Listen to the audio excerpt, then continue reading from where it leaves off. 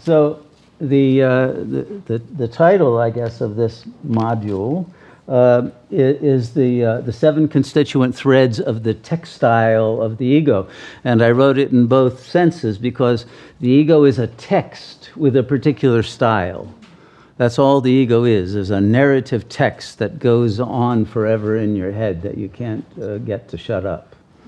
That's why it's so important to meditate, because if you don't get through the fabric of the ego, you will never know what is real, because it is the screen. It is the veil of Maya.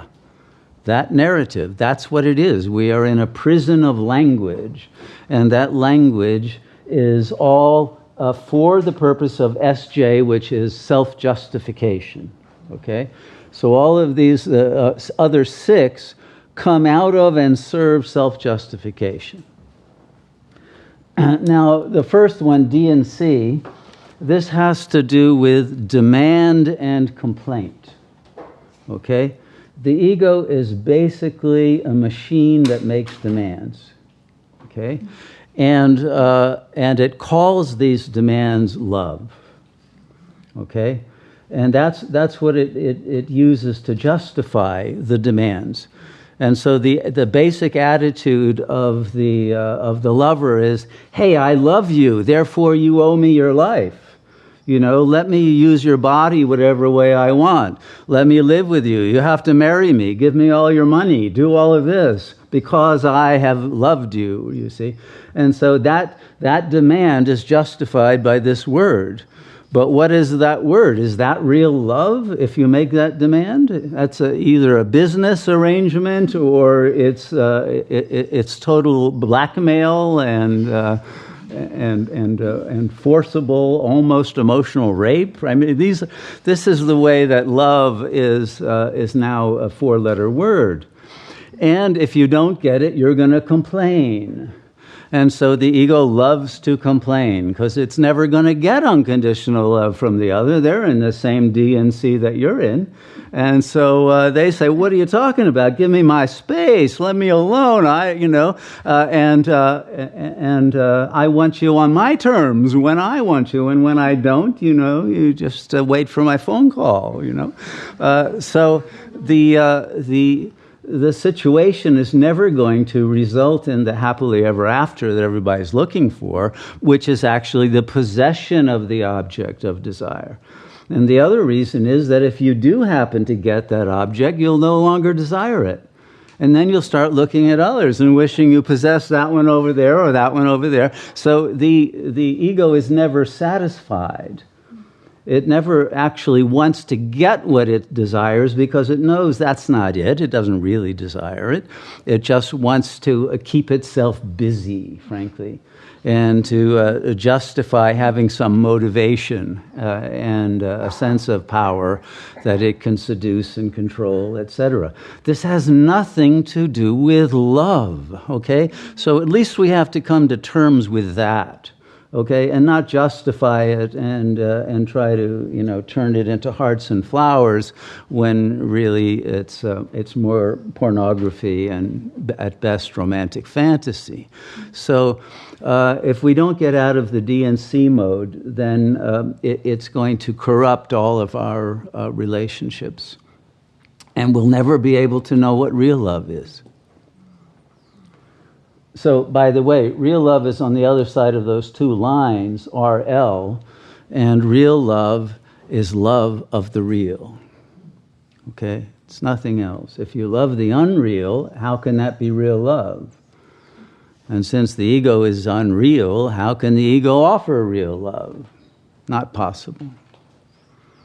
Okay, so the second one, CGEI, and the I is hidden a bit. The C is curiosity.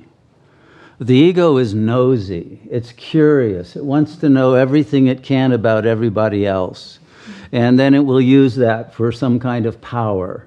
Okay? The more curious it is, the more it sniffs into different corners, the more it discovers things that it might use for whatever purposes. but this is how it accumulates a sense of an ability to have something on the other, right? And the G comes after that, which is gossip. That's how you spend what you have learned through your curiosity. Did you hear that blah, blah, blah? So this gossip economy of the ego, it corrupts communities. It destroys them. And then the next thing, of course, is exhibitionism. To exhibit not only what you know, but what you got in terms of the physical, in terms of mental, in terms of whatever, in order to be able to have prestige and something that other people can gossip about in a positive way. And you see, so everybody wants to have that status and to get strokes for what they can exhibit. The I is the inhibition, which is what stops many people from being exhibitionists, but even the inhibition is exhibited, and one is almost proud. I'm not one of the exhibitionists, I'm inhibited, but there's a superiority aspect to it. And so it is a hiddenness that has to be made public, you see.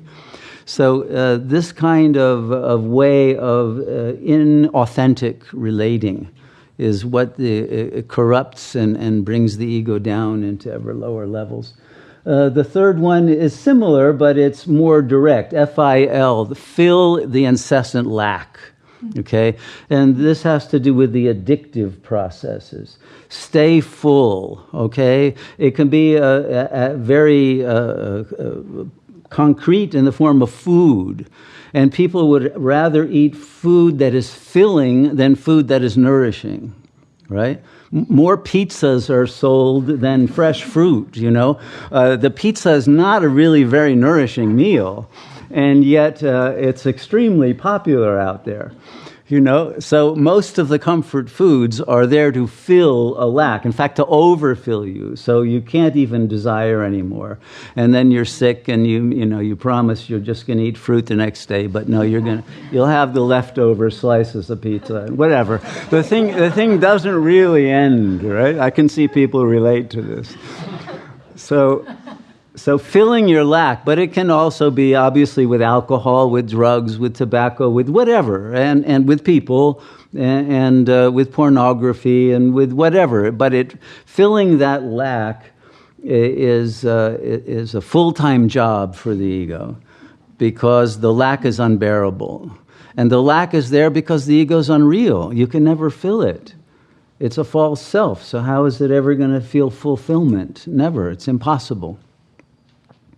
So the next one, SL2, this has to do with self-loathing and self-loving. Again, it's not loving in the real sense, but it has to do with narcissism.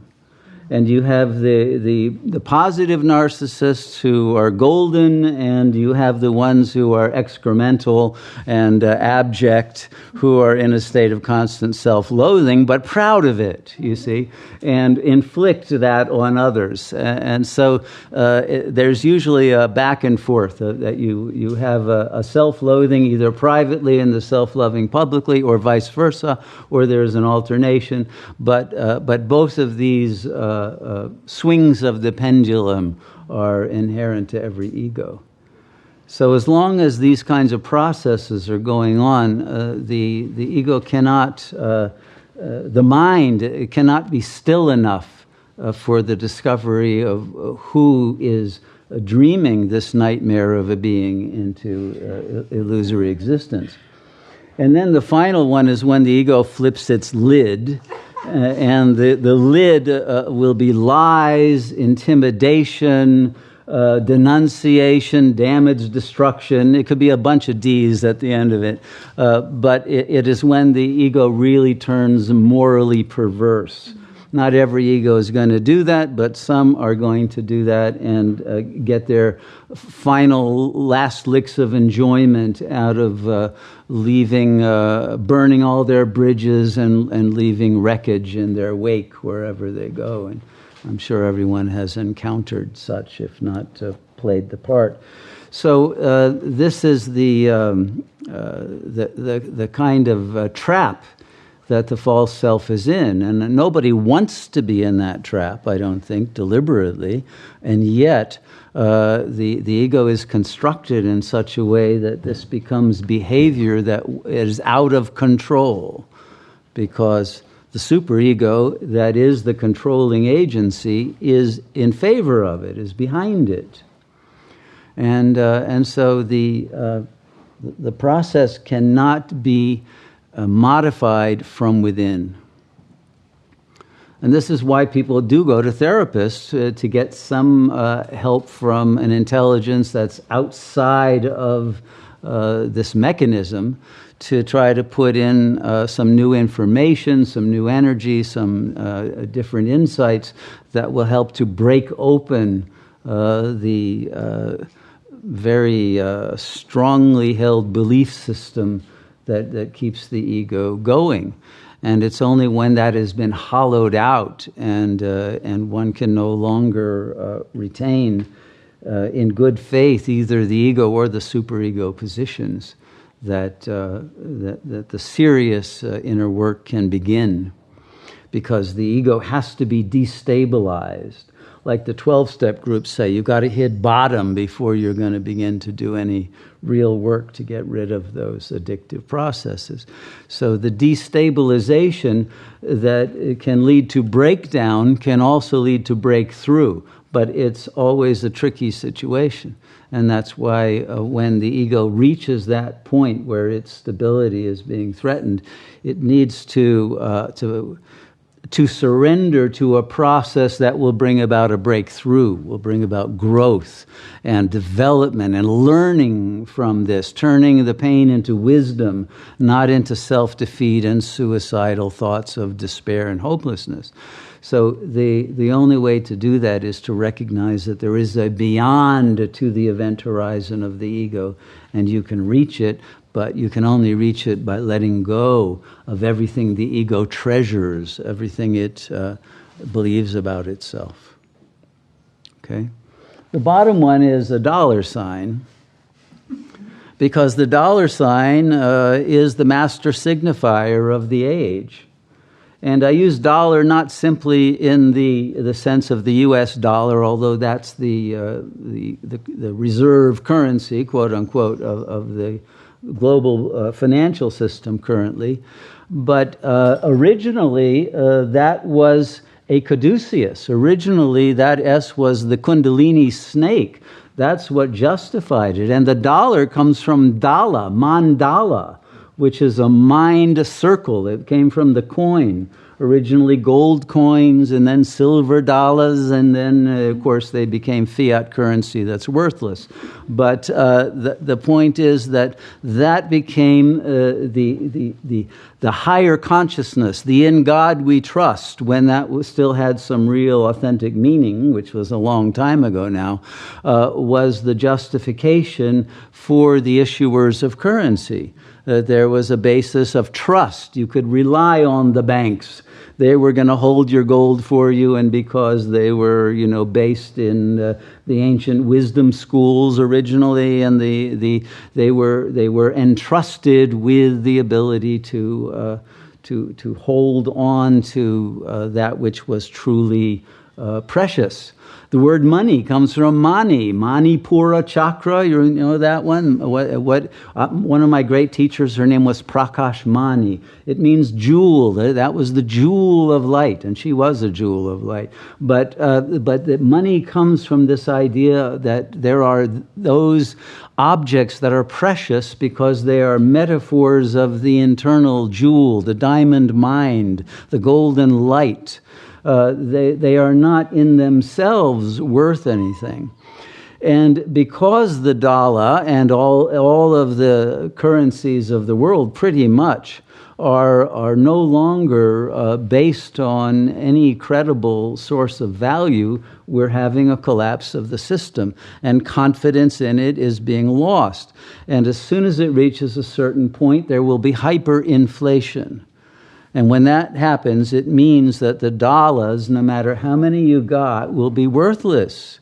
You won't be able to buy bread with them. Okay, that time is coming soon.